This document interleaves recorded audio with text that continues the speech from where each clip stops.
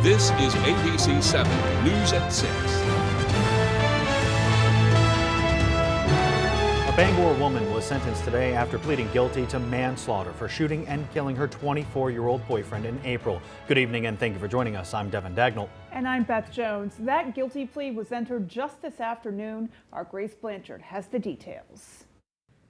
After pleading guilty to manslaughter for the death of 24-year-old Daniel Ford Coates, 20-year-old Olivia Babin has been sentenced to 20 years in prison with all but 10 suspended. Babin was accused of fatally shooting Ford Coates on April 2nd at an apartment on Highland Avenue.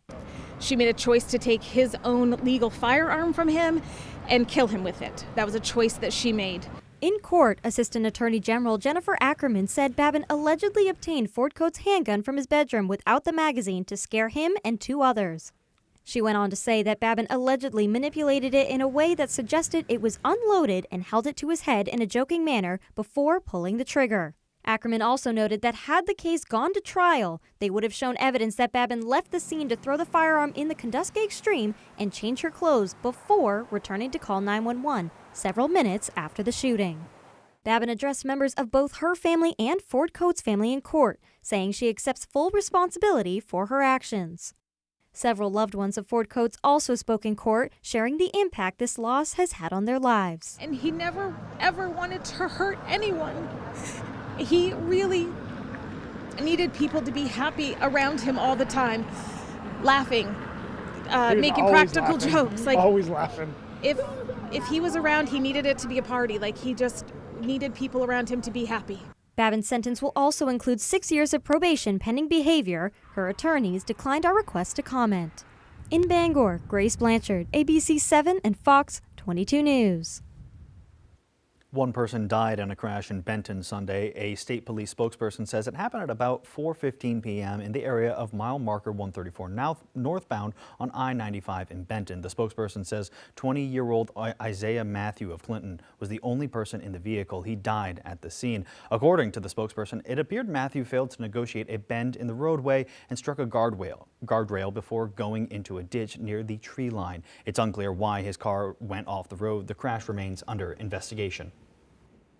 And one person died in an early morning crash in Waterville. Waterville Police Major Jason Longley says officers responded to a single vehicle crash on the Trafton Road near the intersection of the West River Road at about 4:30 a.m.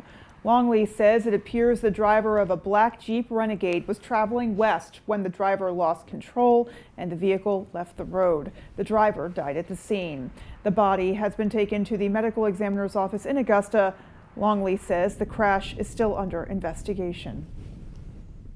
Authorities have arrested the driver of a hit-and-run crash in Charleston. The Charleston Fire Department says they responded along with Mayo Dexter Ambulance and the Penobscot County Sheriff's Office for a report of a pedestrian that had been struck by a vehicle in the 300 block of the Bradford Road at around 12:50 p.m. The patient was taken to the hospital by ambulance with minor injuries. The Penobscot County Sheriff's Office says deputies patrolled the area and located the suspect vehicle on Dover Road in Charleston. 33-year-old Gary Smith Jr. of Bradford was arrested on an outstanding failure to appear warrant. He was also charged with failing to report a personal injury crash. Well, the Maine Department of Public Safety Commissioner Michael Sawchuk says over the past 5 years there have been nearly 600 accidents involving first responders. This morning, state officials gathered in Herman to kick off National Crash Responder Safety Week in Maine. Our Doug Banks has the story.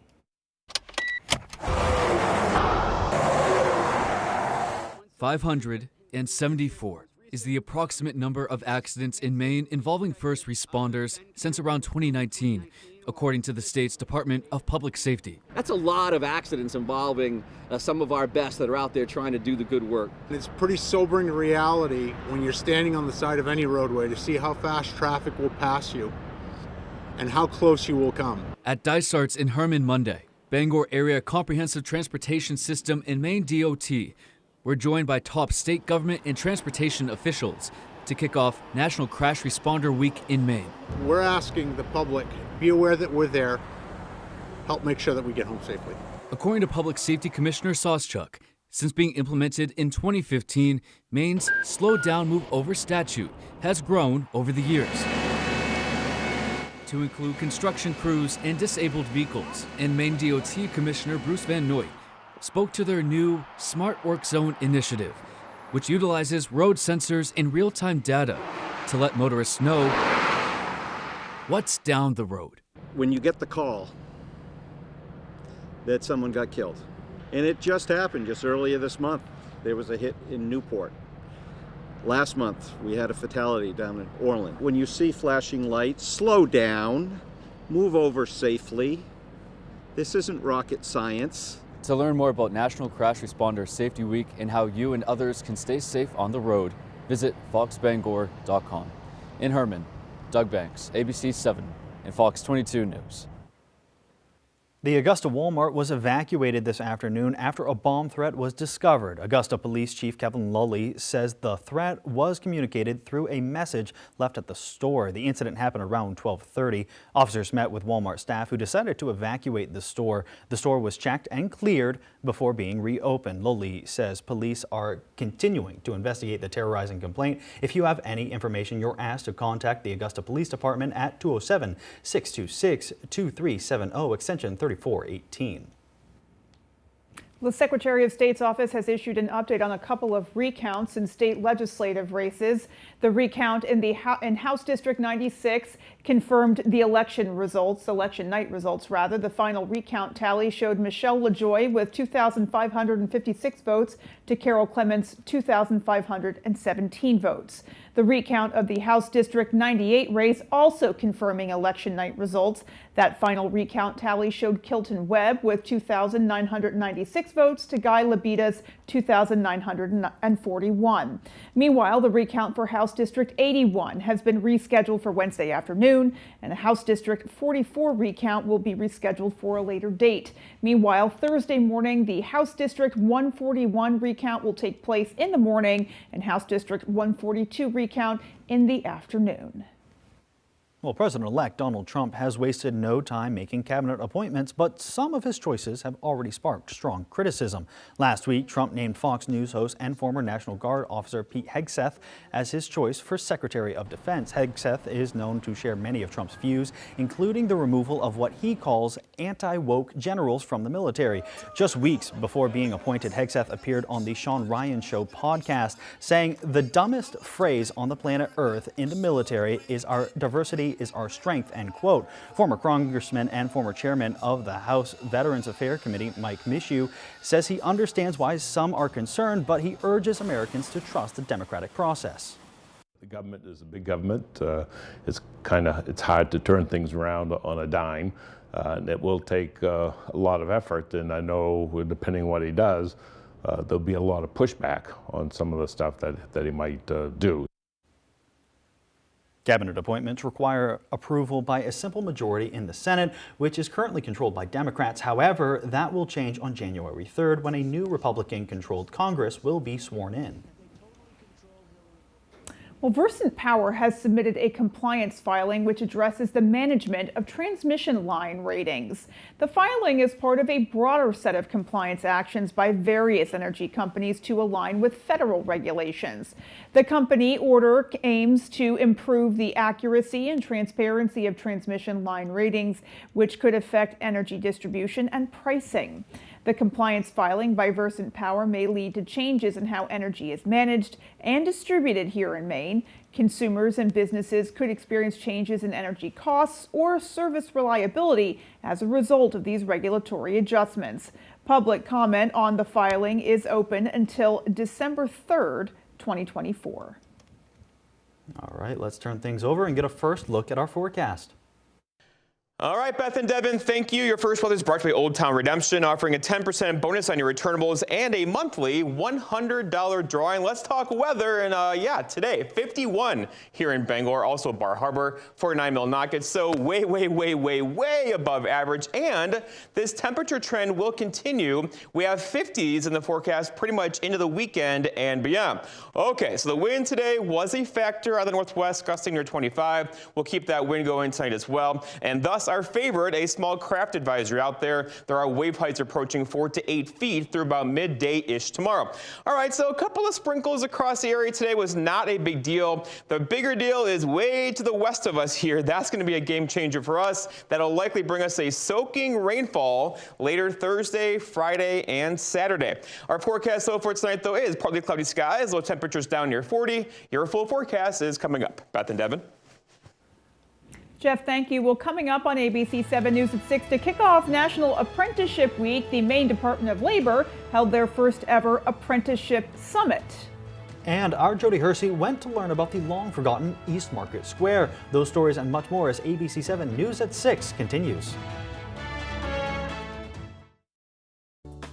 The Sylvia Ross Home in Bangor provides 5 professional levels of care and support for residents. We have access to a registered nurse on campus 24/7.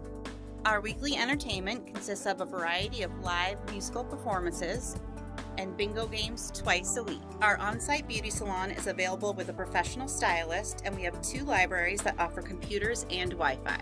Sylvia Ross Home is a warm, welcoming community. Please join us anytime for a tour and lunch. Renovating or building new, you'll find a wide selection of high-performing, energy-efficient, and beautiful windows and doors at Hammond Lumber Company. Your Hammond sales representative will walk you through the showroom displays and help you choose options to create a personalized custom look. Free in-home measurement is available, and Hammond can deliver your order from any of their locations across Maine and New Hampshire. Bring your vision and enjoy better light and added security and energy savings with quality windows and doors from Hammond Lumber Company. Looking for winter services? There is still time to sign up. The pros at Atlantic Lawn Care and Landscape specialize in snow removal and ice management for commercial and residential properties. They will take care of the snow plowing, snow blowing, shoveling, salting, and sanding. Atlantic now has 2 locations and is accepting new clients in Brewer, Bangor, Vesey, and in town Orono, Brunswick, Topsail, Bath, and surrounding areas. Call for your free estimate or visit our website for customizable services. Local, reliable, and fully insured. Atlantic Lawn Care and Landscape.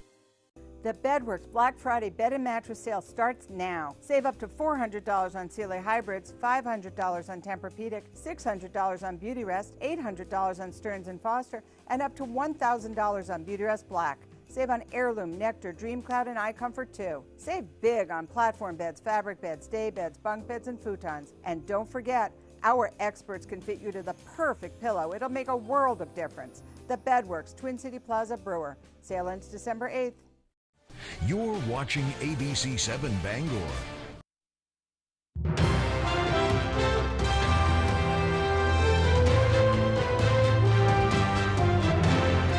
This week is National Apprenticeship Week, and to kick things off, the Maine Department of Labor held its first ever Maine Apprenticeship Summit at the Augusta Civic Center. The all-day event offered a variety of keynote speakers and breakout groups. The department's Director of Apprenticeships and Strategic Partnerships, Joan Dolan, says these opportunities have been around as long as there have been work to do. Dolan says this event was a great way for people to network and find apprenticeships in fields they may not have considered. So the goal of this program, of this summit today, is to celebrate all the success of apprenticeship and help people to know how to do it better. Over 200 people were in attendance for the summit. Dolan says although she doesn't know if the summit will be an annual event, she's almost certain it will return in the future. Well, 2 local fire stations will receive thousands of dollars of grant money to purchase new equipment. The Sebec and Brownville fire departments will each receive $10,000 through the State Farm Good Neighbor Firefighter Safety Program. According to State Farm, the grants are intended to help local fire departments obtain needed equipment to increase their responders' safety, effectiveness, and ability to serve their communities. State Farm selected 100 recipients across the country, with Sebec and Brownville being the only 2 in Maine. More towns are responding to Maine's moderate drought and abnormally dry conditions. The city of Ellsworth is the latest to ban open burning. A notice sent out by the Ellsworth Fire Department earlier today says the ban is in effect until they receive adequate rainfall or the Maine Forest Service lowers the fire class, reducing the fire danger in our area. If you have questions or need further information, you can contact the Ellsworth Fire Department at 667-8666. Anyone looking to check some items off their holiday shopping list this weekend can visit the Eastern Area Agency on Aging's Holiday Craft Fair. The fair is returning to the agency's Sturgeon Center in Brewer for a third year. The event will feature 20 local vendors showcasing unique handmade crafts and more. All the proceeds raised will benefit programs offered at the center, which aim to provide engagement opportunities for older adults in the community. This is a center to bring people together, to find joy, to find happiness, to find connection, and this is kind of a way to bring in money to help offset those costs. The craft fair will run from 10 to 2 on Saturday. There is a $2 door entry fee. For more information, you can visit our website, foxbangor.com.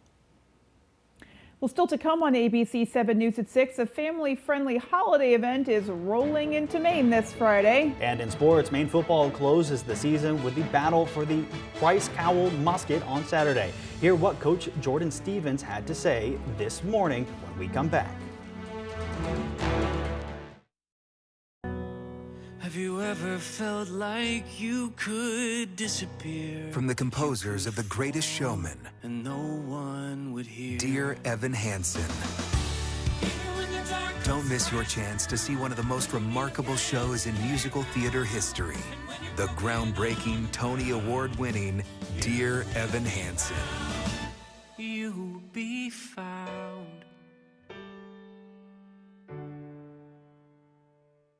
Black Friday starts now at the Furniture Gallery. We're bringing you the best deals of the year. Save 10% store-wide. That's on top of our everyday low prices. Incredible savings in all categories. Want a mattress with an adjustable base? It's 10% off.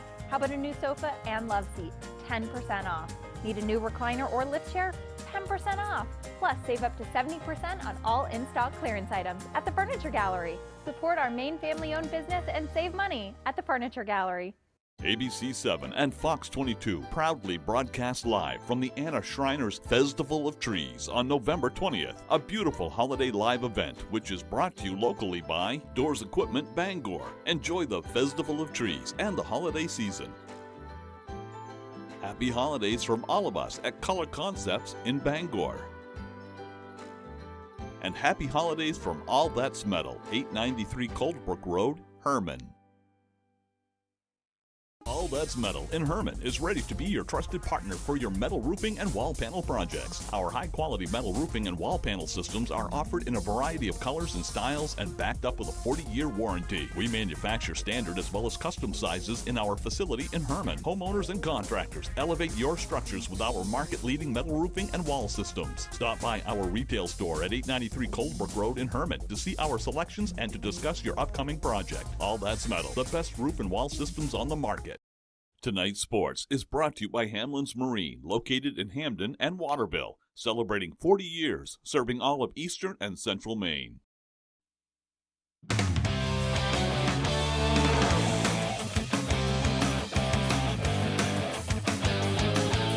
It all comes down to this weekend. Welcome back in, everyone. Thank you for staying with us. Maine football season comes to a close this Saturday in Orono with the battle for the Bryce Cowell Musket.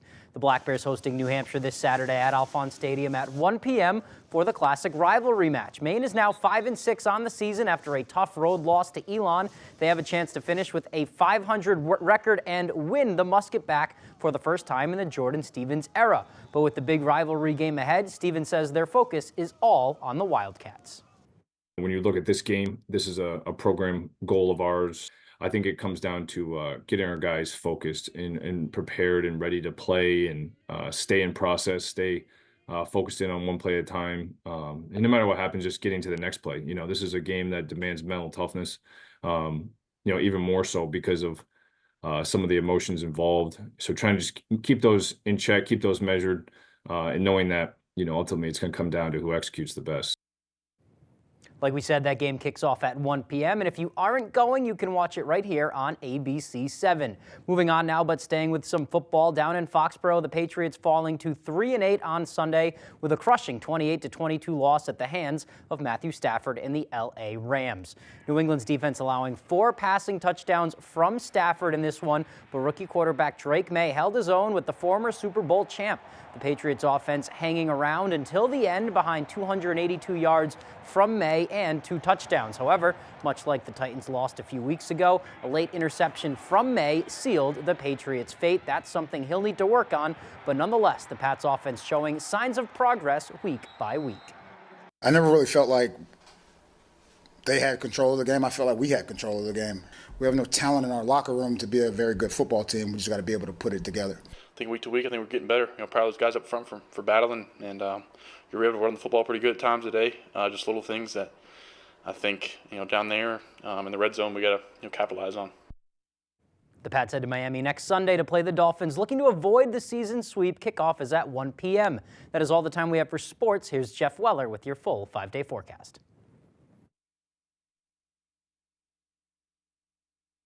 All right, Tyler, thank you. Your full weather is brought to you by Old Town Redemption Center, offering a 10% bonus on your returnables and a monthly $100 drawing. Let's talk weather, and here we are. Yeah, temperatures in the 50s for most of the area today. 51 here in Bangor, 49 Millinocket, 44 for Greenville. So comfortable. Again, the average high temperature, here we are in mid-November, is in the upper 30s, and all of us were above that today. Okay, there is a lot of warm temperatures across the plains in the south for sure. We have summer here.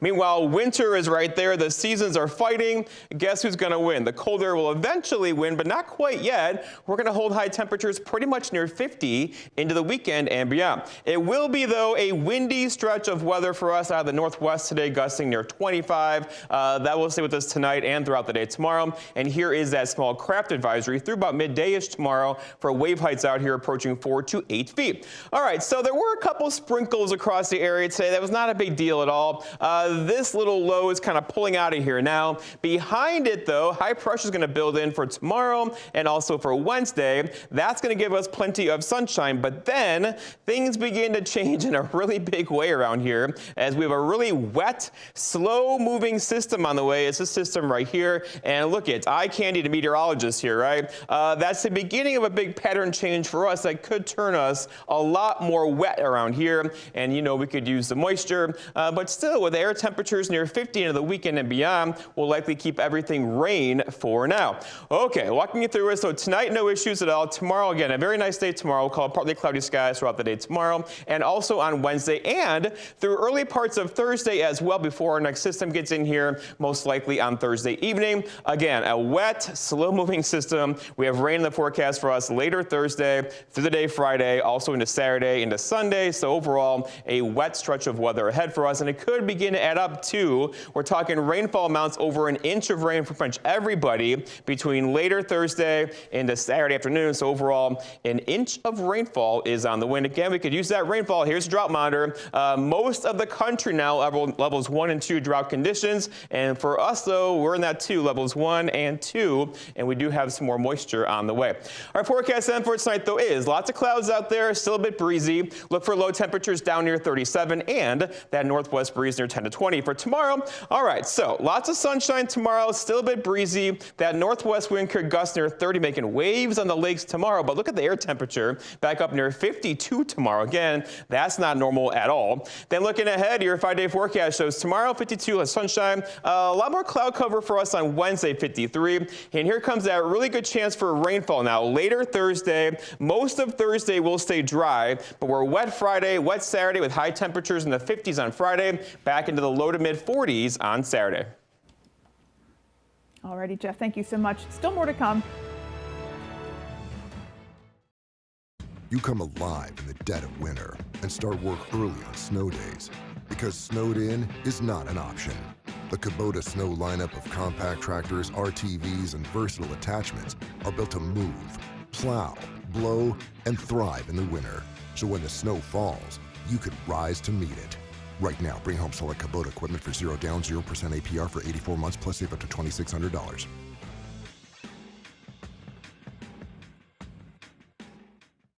As a child, you just couldn't keep me out of the puddles. That's where the acorn essentially was planted. As we got started, we had nothing in the bank, we were cash poor. Now it's just a one-man show.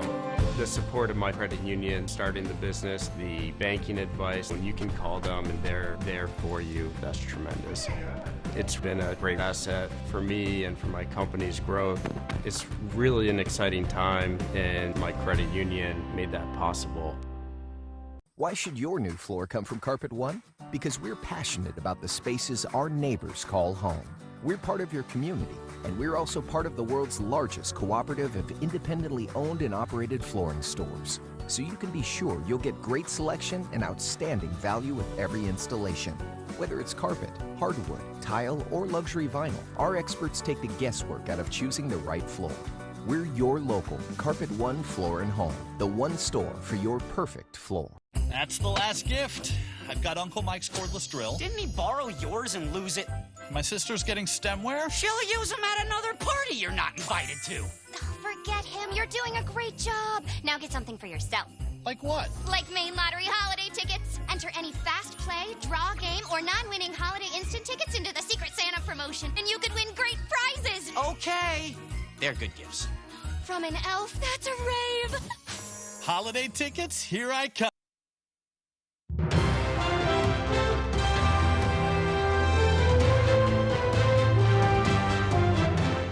Welcome back. A holiday tradition will be rolling into Maine this Friday. The Canadian Pacific Holiday Train will have 2 shows in Maine on Friday, November 22nd. The first show will be at the Canadian Pacific Rail Yard in Brownville at 5 p.m. and the later show will be at the Canadian Pacific Rail Yard in Jackman at 9:30 p.m. Both shows will feature musical guests James Barker Band and Clearroll. The shows are free, but attendees are encouraged to bring donations of cash or non-perishable food items for local food banks.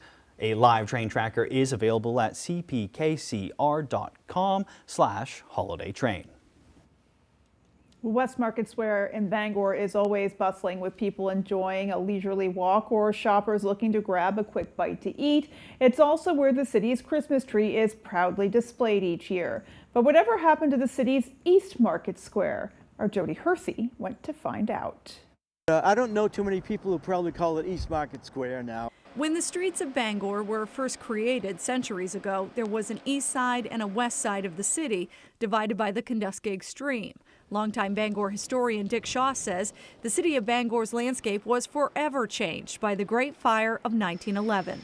Most people know downtown, the heart of downtown, but on the other side of town, barely, was East Market Square, and that was really ravaged. The fire tore through there, and after the fire, the big building behind me, which was originally a post office, interrupted a park.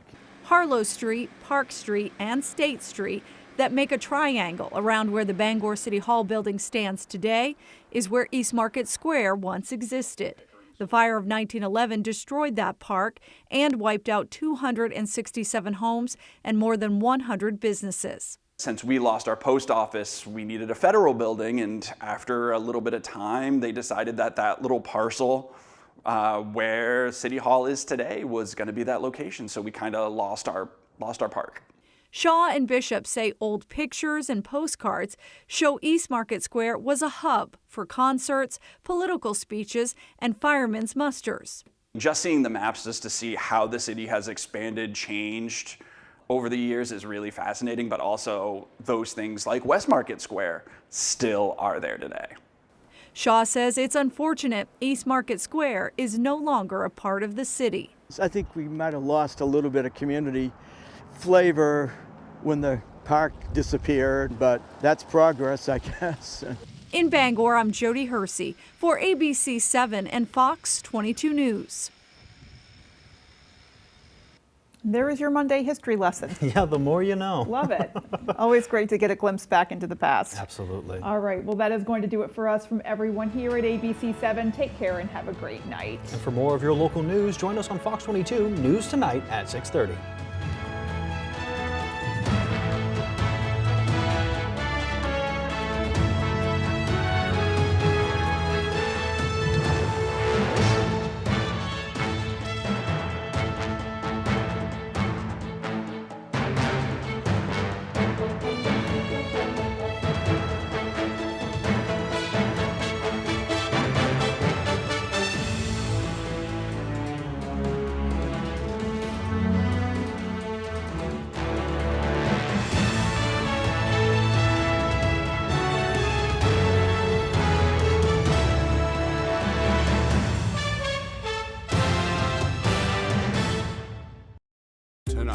With the transition choices in full swing, the questions around what government agencies and programs may face. Key takeaways in this transfer of power. World News Tonight with David Muir is the most watched newscast in America.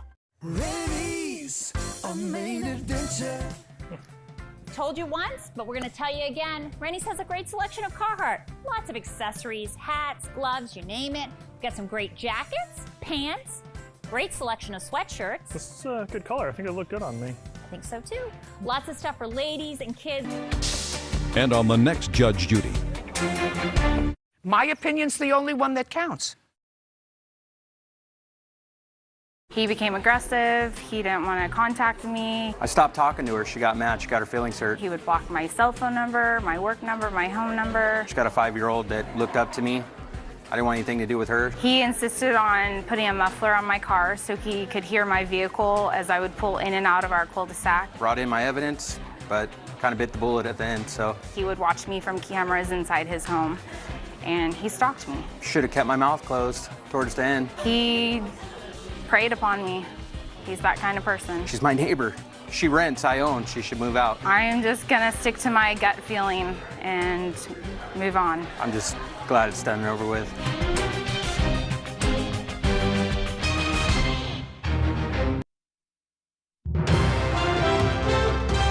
This is Fox 22 News Tonight. A Bangor woman was sentenced today after pleading guilty to manslaughter for shooting and killing her 24-year-old boyfriend. Good evening and thank you for joining us. I'm Devin Dagnall. And I'm Beth Jones. That guilty plea was entered just this afternoon. Our Grace Blanchard has details. After pleading guilty to manslaughter for the death of 24-year-old Daniel Ford Coates, 20-year-old Olivia Babin has been sentenced to 20 years in prison with all but 10 suspended. Babin was accused of fatally shooting Ford Coates on April 2nd at an apartment on Highland Avenue.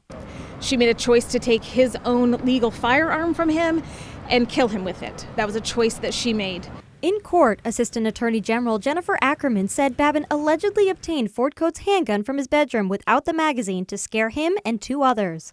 She went on to say that Babin allegedly manipulated it in a way that suggested it was